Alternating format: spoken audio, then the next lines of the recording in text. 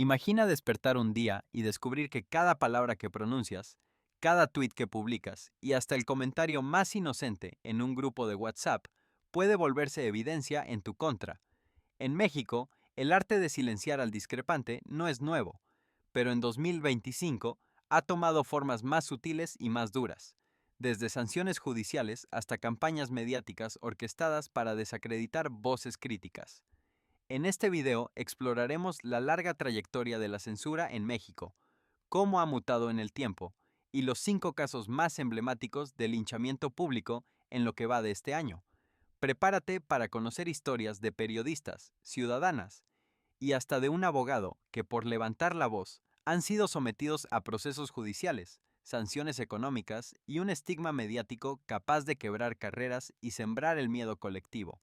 Recuerda suscribirte, comentar y activar la campanita para ayudar al canal. Volviendo al tema, desde la Constitución de 1917, México prometía libertad de prensa y expresión, y en 1919 se promulgó la ley de imprenta para respaldarla en el papel. Sin embargo, la práctica ha sido siempre otra historia. Durante gran parte del siglo XX, el PRI gobernó con mano firme, combinando la cooptación de medios con presión económica y la autocensura. En 1968, tras la masacre de Tlatelolco, el gobierno borró y distorsionó la cobertura del evento. Pocos medios se atrevieron a cubrir la verdad. En 1976, Luis Echeverría organizó un golpe interno para destituir al equipo de Excelsior, uno de los periódicos más críticos, y obligó a su editor, Julio Scherer, a huir, dando origen a la revista independiente Proceso. José López Portillo, su sucesor, acuñó la frase "no pago para que me peguen", reflejo de su intolerancia hacia la crítica, incluso entre los medios que dependían de la publicidad oficial. En México, la amenaza contra la libertad de prensa se ha traducido no solo en leyes mordaza, sino en agresiones físicas y judiciales que han configurado verdaderas zonas de silencio. Tras la publicación de su libro Los demonios del Edén en 2005, la periodista Lidia Cacho fue secuestrada por policías de Puebla, trasladada ilegalmente de Cancún a Puebla, detenida casi 30 horas y sometida a tortura, todo por orden del entonces gobernador Mario Plutarco Marín, en represalia por sus investigaciones sobre redes de explotación sexual infantil. Aunque en 2025 Marín regresó a prisión al confirmarse su responsabilidad, la impunidad prevaleció más de una década, enviando un mensaje demoledor. El poder puede atentar contra la prensa y evadir la justicia durante años. Este patrón de violencia no es aislado. Periodistas como Miroslava Bridge, en Chihuahua, del 2017, y Javier Valdés, en Sinaloa, del 2017, fueron asesinados tras denunciar la colusión entre autoridades y cárteles de la droga. Sus muertes provocaron un éxodo de corresponsales en esas regiones y la autoinhibición de investigaciones sobre narcopolítica. Patricia Mayorga, colega de Bridge, tuvo que exiliarse tras recibir amenazas directas del cártel Salazar, lo que ejemplifica cómo el miedo criminal y la complicidad de funcionarios crean no-go zones informativas donde el periodismo de investigación desaparece. A esto se suma el uso de procesos judiciales estratégicos para intimidar, demandas de difamación, acusaciones de delitos de odio y bloqueos de medios digitales. Muchas veces los jueces ejercen mecanismos de control que retiran contenido o imponen medidas cautelares antes de revisar pruebas, generando un chilling effect, efecto escalofriante, que disuade la denuncia y el reporteo crítico. Según diversos estudios, más del 98% de las agresiones contra periodistas en México queda en la impunidad, consolidando un entorno donde la autocensura se convierte en la única salida para evitar represalias legales o violentas. En 2025, los viejos métodos de intimidación se combinaron con las nuevas herramientas digitales y legales. Se despliegan sanciones judiciales, como demandas por difamación o violencia política de género, campañas de desprestigio en medios cercanos al poder y la amenaza de bloqueos de cuentas en redes sociales. El objetivo ya no es solo silenciar una voz, sino exhibirla y condenarla públicamente, sembrando un efecto disuasorio que va más allá de la víctima directa y alcanza a potenciales críticos y periodistas independientes. En abril de 2025, el ingeniero civil y activista digital Carlos Velázquez de León publicó en sus redes un video denunciando los sobrecostos y la mala calidad de la obra de remodelación de la plaza principal de su municipio. En lugar de recibir una explicación o un contrainterrogatorio legítimo, Velázquez fue acusado por el ayuntamiento de difundir información falsa que desacredita a la autoridad y enfrentó 3 acciones simultáneas. La primera, demanda civil por daño moral. El municipio presentó una querella reclamando una indemnización millonaria, equivalente a casi un año de salario mínimo, argumentando que los señalamientos de Velázquez provocaron pánico entre inversionistas y afectaron la imagen del gobierno local. La segunda, bloqueo de sus cuentas en redes sociales.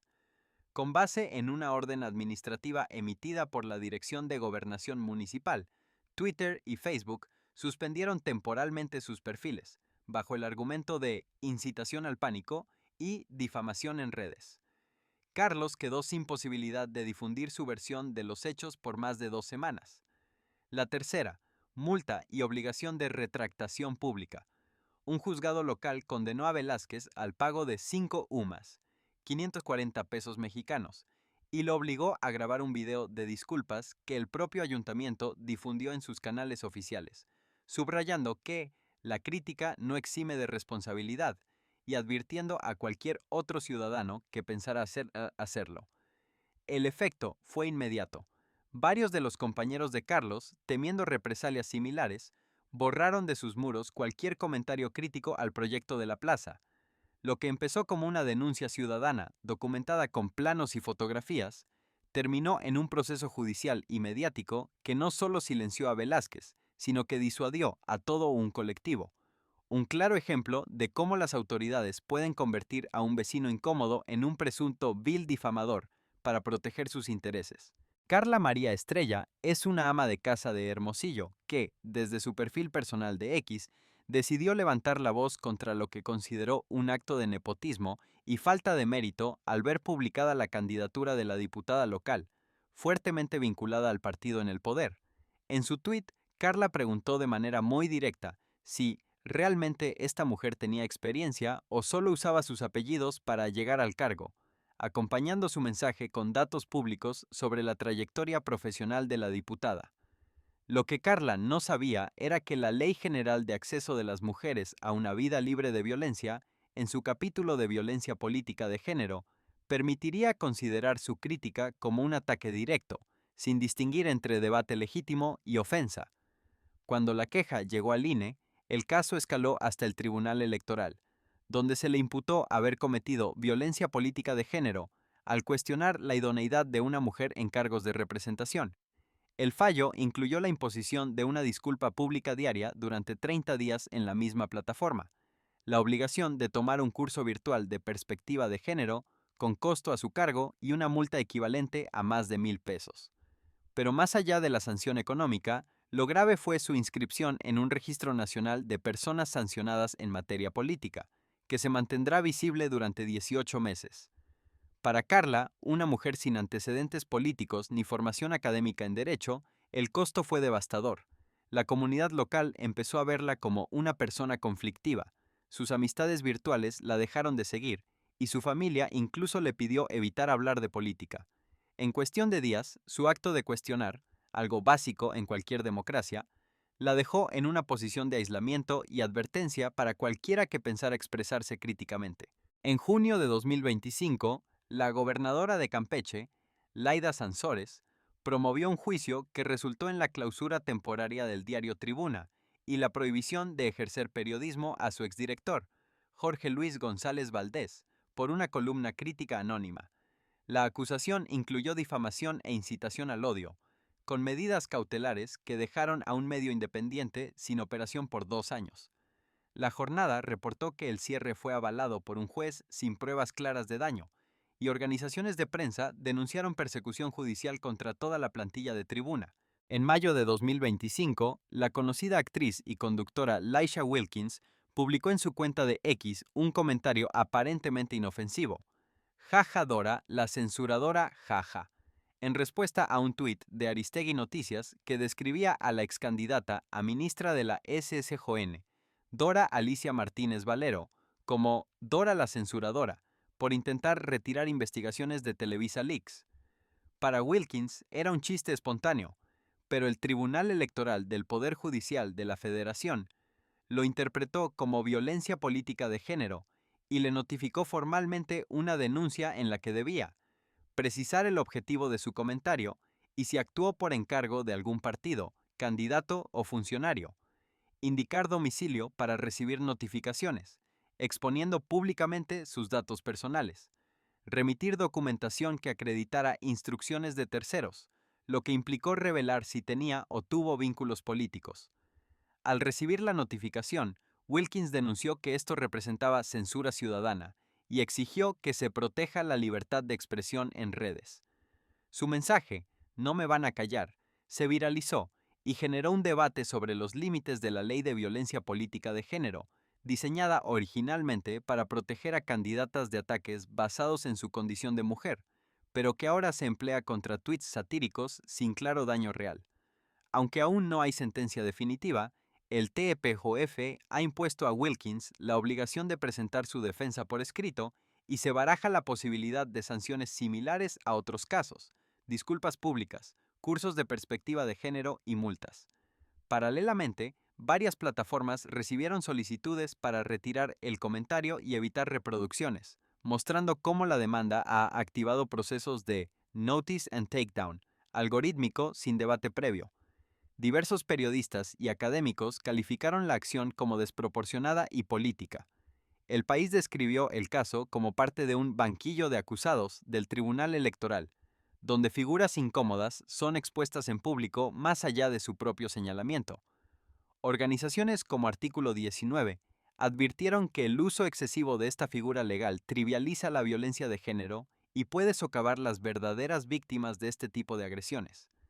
El expediente contra Wilkins envía un mensaje a creadores de contenido, periodistas y ciudadanos. Incluso un comentario con tono humorístico puede terminar en un proceso judicial penalizado con efectos mediáticos severos. Este caso ilustra la convergencia de sanciones legales y linchamiento mediático, donde la exposición pública y la burocracia del TEPJF se combinan para generar un efecto disuasorio que trasciende a la víctima directa y refuerza la autocensura en masa. El 14 de julio de 2025, la presidenta Claudia Sheinbaum anunció que interpondría una demanda por difamación contra Jeffrey Lichtman, abogado de Ovidio Guzmán, tras acusar al gobierno de brazo de relaciones públicas del narcotráfico. La Consejería Jurídica presentó la querella, lo que activó una intensa cobertura mediática oficial y en portales afines.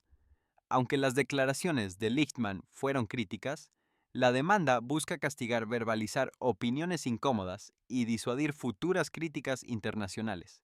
Los 5 casos de 2025 muestran que el linchamiento público es una táctica deliberada para minar la libertad de expresión y la rendición de cuentas. La mezcla de sanciones legales, campañas mediáticas y amenazas digitales genera un efecto escalofriante que frena el debate público y fortalece la impunidad. Frente a este escenario, resulta imprescindible fortalecer la defensa legal de periodistas y ciudadanos, apoyando instancias como la CNDH y organizaciones de la sociedad civil, exigir transparencia y rendición de cuentas en el uso de la Ley de Violencia Política de Género y de las demandas por difamación, para evitar su uso arbitrario, promover la diversidad de medios, financiando proyectos independientes y respaldando la existencia de plataformas libres de publicidad oficial condicionada. Solo así romperemos el círculo de miedo y recuperaremos el derecho a informarnos y a criticar sin riesgos injustificados.